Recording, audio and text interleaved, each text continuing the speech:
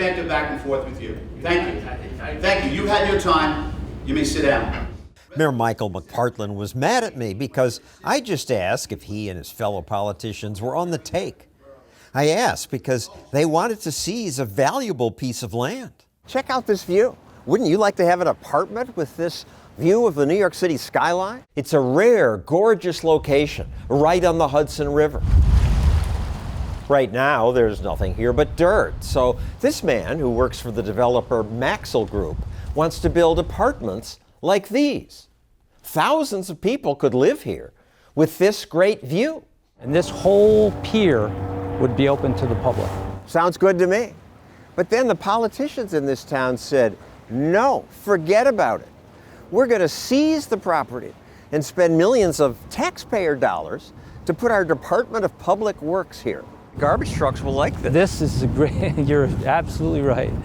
The city does say we'll also put in a park and parking, but at taxpayer expense. Maxell offered parking and parks at no cost. Parks, we were offering mass transit, and all at no cost to taxpayers.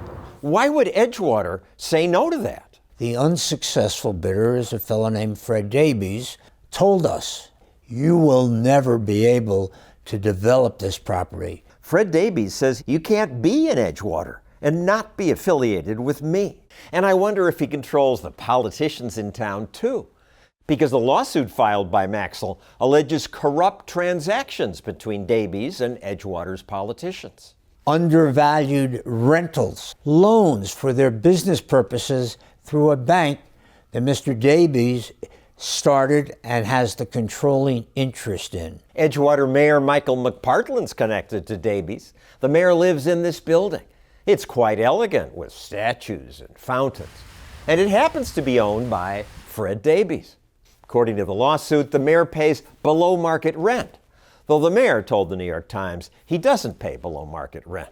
The mayor and city council say they have a good reason for using eminent domain and taxpayer money to seize Maxell's development. The developer's proposal is too big, says the mayor. They just approved a larger project with a more intense density, and guess for whom? For Fred Daibes. Work is already going on his site because somehow Daibes got approval for 4 giant buildings, more than twice as tall as Maxell's proposal. We tried to ask Daibes about all this, but he didn't respond to our calls and emails. How can the town justify approving dense development for Daibes while rejecting a smaller proposal from a competitor? I tried to ask Edgewater's mayor and the city council about this, but not one would agree to talk. So I came here to a city council meeting, and I asked, are you on the take? I should explain why I'm asking that in a largely empty room. The council session was full earlier, but questions from people like me weren't allowed until most everyone had left. Are you on the take? Because you're rejecting one building in favor of the one owned by the guy where you live. Mr. Mayor, as your legal counsel, I'm going to suggest and recommend that you don't answer the questions of this gentleman right here. Understood. And I'm certainly not with that tone and the objectionable tone. We just set the rule. Do you want to say? If you want to ask us questions that are pertaining to the town or anything that's going on here, you're more than welcome to use your 5 minutes to do that.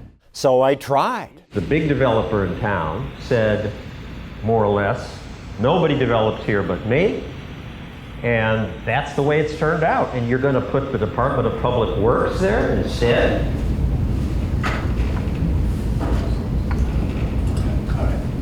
Are you done with your? You done? You got a few. Well, I asked questions. Well, like I said, we answer it when you're finished, and when we close the meeting, when you're finished with your comments. At this point, I thought I might actually get my questions answered. Is it true that 4 of you are getting loans from Mr. Daibes' bank, and is it true that you get a discounted apartment in Mr. Daibes' building? Again, Mr. Mayor, I don't think it's appropriate. But no answers. He's done. It's been 2 years since we first revealed the corruption in Edgewater. You may sit down. Shortly after that, the mayor and the councilman did change their policy.